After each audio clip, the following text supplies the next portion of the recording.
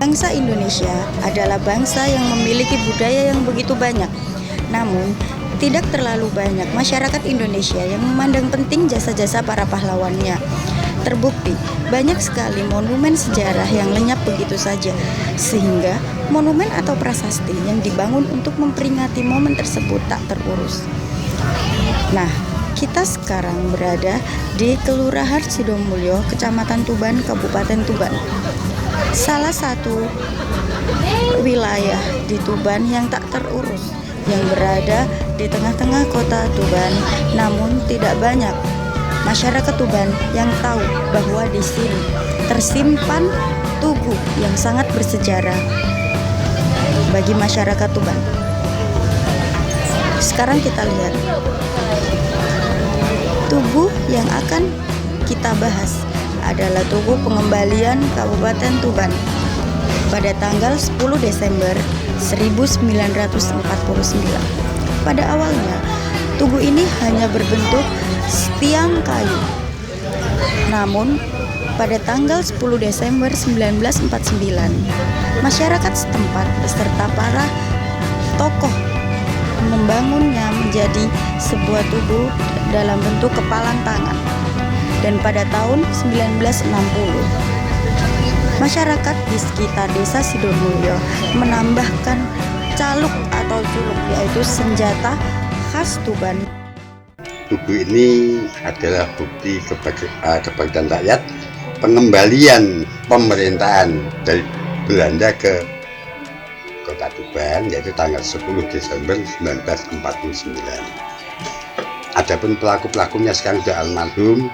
Saya pun juga nggak tahu persis, itu tidak ada tercatat ya, karena itu. Jadi yang ada hanya piagam-piagam. Tugu ini awalnya adalah peristiwa di Kepet.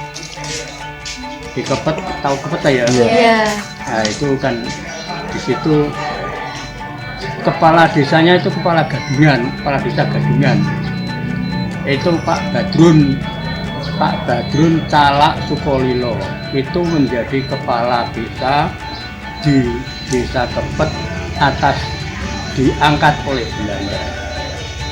Diperintahkan untuk mengadakan kerja bakti, membersihkan tertek itu. Nah, Pak Badrun itu orang pejuang. Jadi yang dipanggil Pak Badrun itu bukan rakyat biasa, tapi adalah pejuang-pejuang itu. Nah, setelah Belanda datang, dihormati dan lain sebagainya, diberikan orang-orang itu lalu mengangkat ada caluk, ada pacul, ada gantung, itu dihantamkan sama Belanda. Nah, menurut ceritanya, jadi waktu itu ada yang memimpin gerakan itu adalah Kapten Mustadzab. Ya, Kapten Mustadzab itu rumahnya Jalan Brawijaya, itu entah di mana saya tidak tahu. Entah sekarang masih hidup atau sudah meninggal, kita tidak tahu. Pak Kapten Mustadzab almarhum. Dan yang menerima pengembalian pemerintahan dari pemerintahan Belanda ke Republik itu ya Pak Mustadzab, karena Pak Mustadzab itu yang bisa berbahasa Belanda. Hanya itu waktu itu. Sepenggal pengalaman saya dibuat di sini karena dulu pemuda-pemuda sini pada waktu dulu itu banyak sekali yang memang gigih berjuang. Ya dari itu dari bukan orang Jawa saja, ya ada Cina, ada laporan yang tergabung dalam kepemudaan. Gitu. Sehingga sebagai bukti otentik kenang-kenangan bahwa di desa yang sekecil ini ada perjuangan mempertahankan kemerdekaan dan juga tidak ada tanda jasanya apa-apa selain yang menggabungkan diri pada Tentara Nasional Indonesia. Ada yang di Angkatan Darat, ada yang di Angkatan Laut, ada yang di Angkatan Udara, ada yang di kepolisian.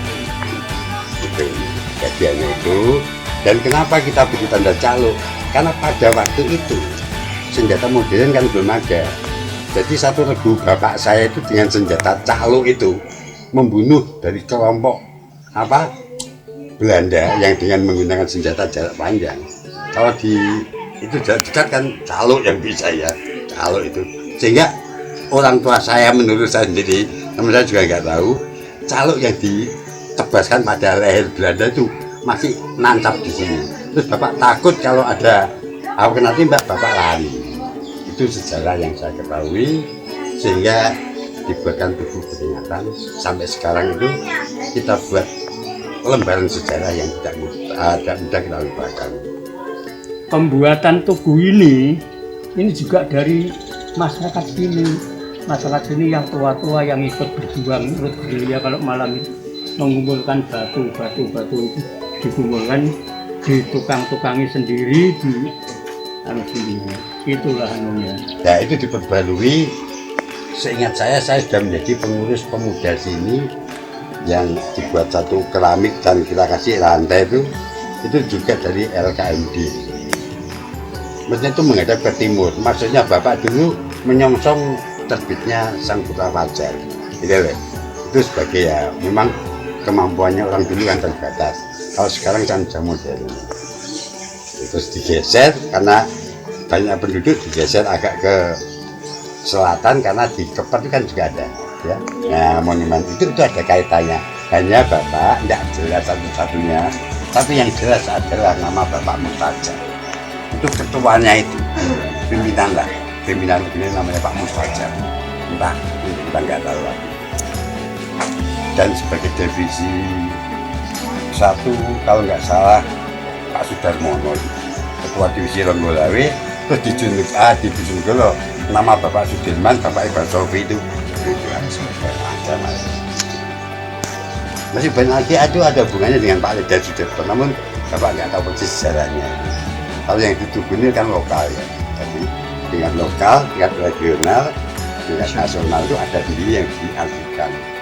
Yang ada itu hanya tiang bendera yang merah putih, karena kita mengingat sejarah dulu pada waktu Bapak masih hidup. Alangkah baiknya senjata pokok yang dibuat untuk mengusir itu berupa senjata khas Tuban berupa tahu. Penghargaan dari Presiden Republik Indonesia yang memberikan atas nama Presiden, yaitu Menteri Pertahanan M atau Mister Ali Sastro Amijoyo. Terus ditambah lagi ini yang baru di zaman Orde Baru dari Pak Harto, piagam penghargaan rencana cikal bakal Tentara Nasional Indonesia dari anggota BGR ke daerah Tuban atas nama Presiden Soeharto. Ini satu petian keputusan surat ini mendapat bintang kepada mantan-mantan yang sudah menggabungkan ke TNI. Terus ini dari Menteri Pertahanan, dari Satya Rencana Peristiwa Aksi Militer yang pertama tahun 49. Ini yang ditandatangani oleh Menteri Pertahanannya Juanda. Pemberitahuannya tanggal 5 Oktober 1958. Terus disusul ini juga Satya Rencana Peristiwa Aksi Militer yang kedua ya. Terus ini veterannya, ini veteran terakhir setelah pensiun mendapat pengakuan negara secara resmi menjadi veteran pejuang kemerdekaan RI. Ini bukti otentik yang sudah tak fotokopi dengan rencana ini angkatan darat, laut, udara, dan kepolisian. Jadi sistem pemerintahan dulu kan masih dikendalikan oleh Hindia Belanda. Ya, jadi tidak lepas dari pemerintahan Hindia Belanda setelah 17 Agustus 1945 Soekarno-Hatta menyatakan kemerdekaan. Itu pun masih ada penjajah yang tidak rela lah melepas itu. Dengan segala macam usaha dan upaya, tentara sekutu masuk ke daerah Tuban dibunjai oleh nikah atau apa. Ya itu pertama kali ke Gelondong ya Pak ya? Iya, ke Gelondong itu masuknya, namun kita juga nggak tahu, pada waktu itu saya juga belum lahir. Ayah saya itu juga cerita pernah dulu itu temannya itu dibakar sama Belanda. Ketahuan dia bawa figuran gini menurut bapak itu, terus ini ada ketela, belakangnya itu ada pistol gitu. Ketahuan Belanda sehingga dibakar. Meninggal ya temannya bapak itu lari gitu. Itu menurut ceritanya dari bapak saya pada waktu berjuang untuk membela tanah kelahirannya, tanah pendaftarannya sebatas kemampuan pemuda zaman dulu. Makanya secara pribadi saya tuh kalau ada anak-anak sekarang itu ya gimana gitu ya, sudah agak prihatin. Ya bolehlah. Kenapa? Saya pun juga pernah muda. Dulu saya tuh ditato, saya tidak bersaya anak-anak muda tato. Itu saya yang kurang berjasa. Mestinya kita harus berbahagia ya, hidup di Indonesia menurut saya ya. Gimana dapat adik rasakan atau dapat anak rasakan, kita hidup bisa berdampingan dari 460 lebih ya suku yang ada di Indonesia. Ada suku Jawa, ada suku Batak, ada suku Madura, ada suku Ambon, macam-macam bisa menyatu. Coba di luar negeri hanya 2 suku aja selalu berantem ya. Itu kehebatan dari pemimpin-pemimpin kita dengan segala kekurangan dan kelebihannya. Itu yang wajib kita hargai.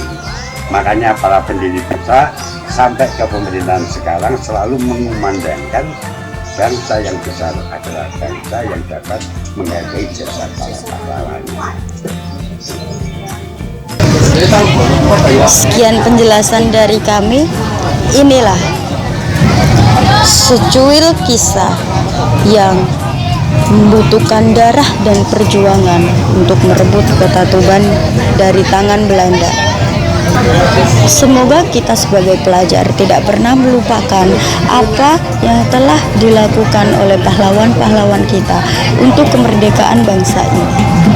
Jadikan sejarah sebagai pelajaran hidup yang lebih baik di masa depan. Terima kasih.